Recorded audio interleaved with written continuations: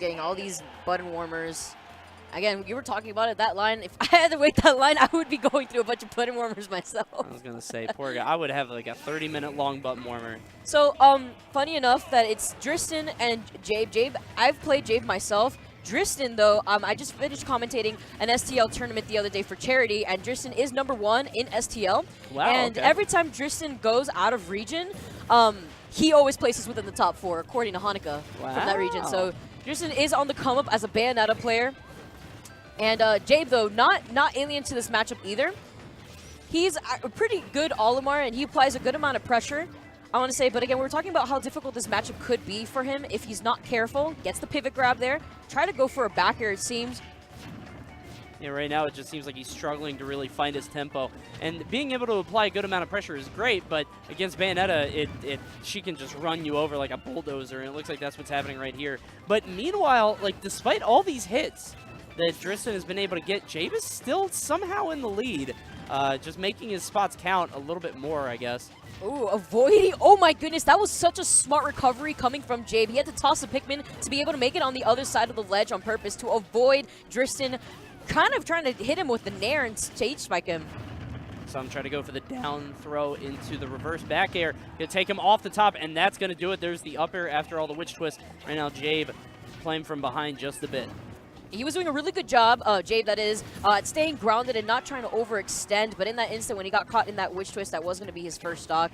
As you see right here, he's playing extremely patient, Coney. Yeah, he's got to find his spot. He can't go crazy because that's what Bayonetta wants. Yeah, stuff like this. Just getting her free, 40% Oh my hits. goodness. Gonna keep it up.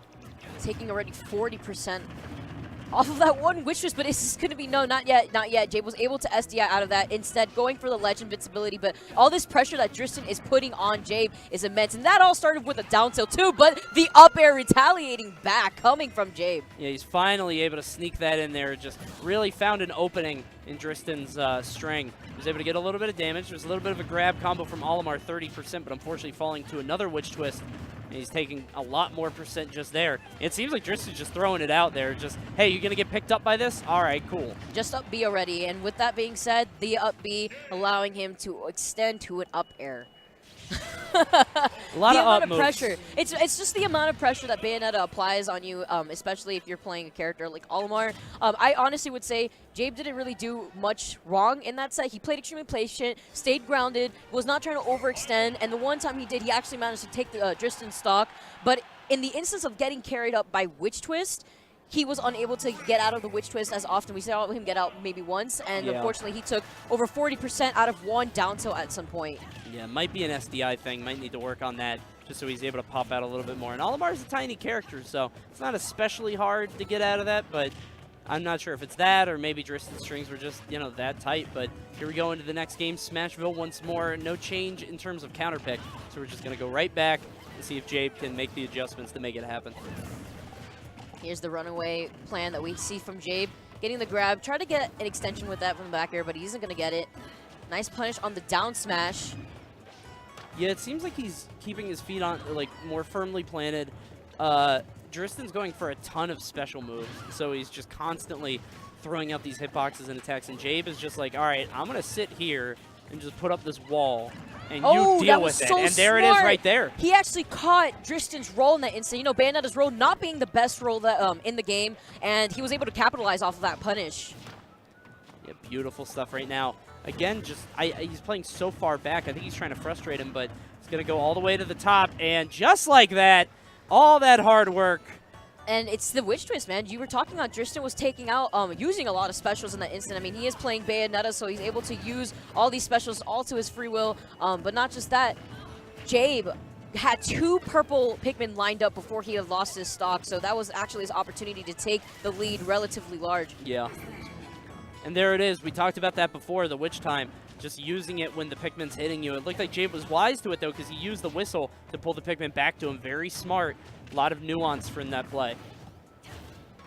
Manages to stay off stage. Look how he's not trying to overextend, not trying to go towards Drystan, but at the same time, he is off stage, and Drystan has stage control, so he is going to have to make it back eventually.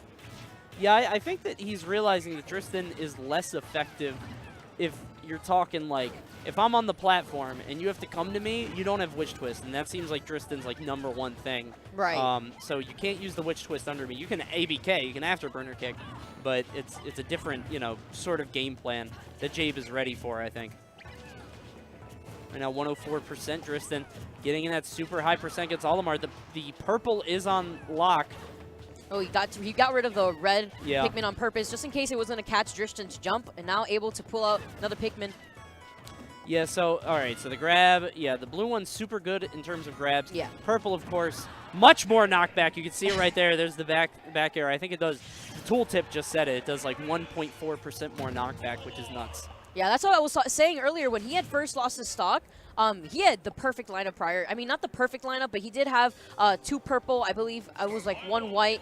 If he had the 2 purple, blue, that's also a scary situation because you were talking about how blue is for grabs. Yep. And when Olimar has the blue Pikmin and you're at a high percent, it's kind of scary. It's a lot of pressure, especially with Bayonetta, who she's forced to land after a certain point after using and burning out all her specials. That's true, yeah. Bayonetta having so much lag if she lands after using all of her special moves. But here we are on Lilat for this next one. Bayonetta, of course, loving this stage. We see a lot of Bayonettas go here for a counter pick, so I'm sure Jabe isn't too surprised. No, but same thing. He's going to be able to use these platforms as well to cover himself and apply a good amount of pressure from below these platforms. Again, though, Bayonettas love this stage. They're able to use the tilts to their advantage in terms of using bullet arts and applying a lot of pressure that way.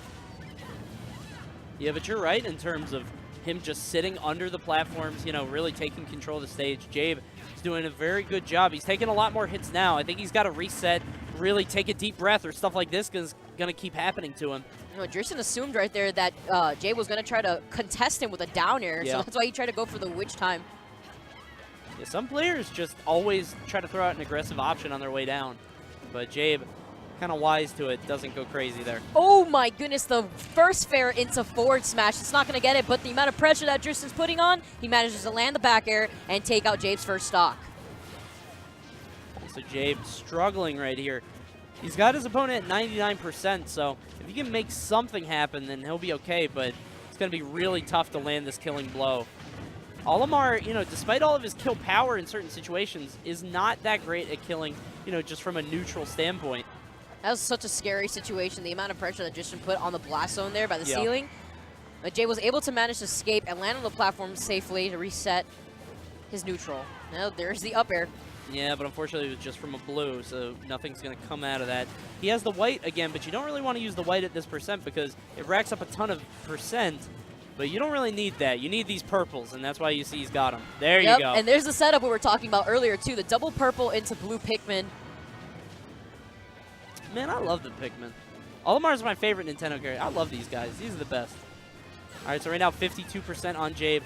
Not too far behind considering how behind he was earlier. So I think he's more comfortable, but he's got this setup of 2 purples and a blue. I feel like he wants to do more damage. I don't know if he wants to knock him away as much with these high knockback Pikmin, but he could be trying to disrupt them. As you can see, those purples go through her moves, so maybe that's what he's going for. And this is the bullet arch we were talking about earlier on Lilat. The amount of pressure that Drystan could put on Jabe with just the tilt of Lilat is really scary. This is one of her best stages. Yeah. He did lose the other purple and blue Pikmin now, though. So he is going to be going for that, racking that percentage that you were mentioning earlier. Yeah.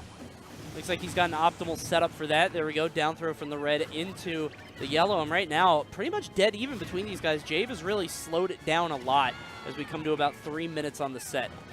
Yeah, he's going to have to watch out for witch time at this percent as well. Does not want to get carried to the top, as we've been seeing Drystan's really good at confirming these ceiling kills.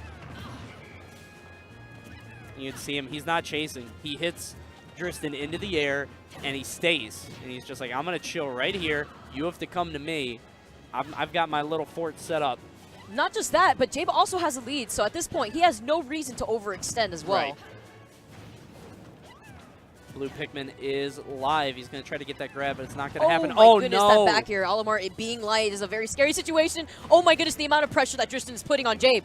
Managed to make it back onto the stage safely. Yeah, just barely. And he had 3 Pikmin, so he was super slow. but he was able to make it back. Very smart by him, not throwing out any Pikmin. Oh and my charges the down smash for the Witch Time. Excellent read by Jabe, just waiting for him to come down, and he takes the set with it. That was one of probably the best patient plays that I have seen from a player in a while. Jabe staying grounded that entire time, did not lose his cool, regardless of him having the lead, did not overextend, and he knew it. He knew that the Witch Time was coming. We called it. He's going to look for it. Yeah. We know that Olimar's light. Drystan threw out like 5 back airs in, I want to say, 10 seconds. Yeah. In that instance to try to apply pressure. so much pressure, and Jabe staying cool, staying grounded, was able to punish that whiffed Witch Time with a down smash. That's so risky, too, because like you said, he was throwing out so many back airs.